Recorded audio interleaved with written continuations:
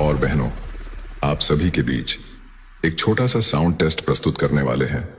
कृपया जो भी दिल से कमजोर है वो हमारे डीजे से दूर हो जाए। अब हम बारी बारी से हर एक फ्रीक्वेंसी चेक करने वाले हैं। Feel the treble.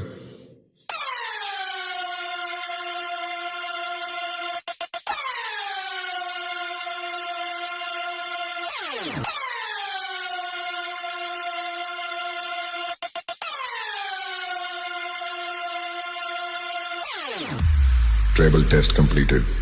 Now feel the bass. Drop the bass. Go.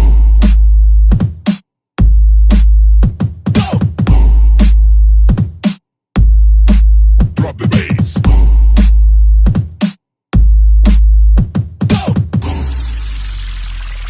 Bass test completed. Now feel the vocal.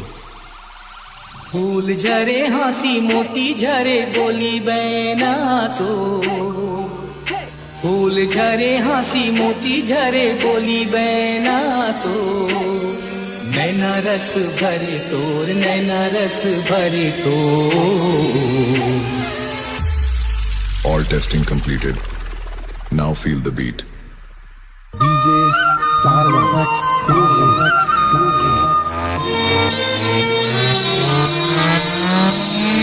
फूल झरे हंसी मोती झरे बोली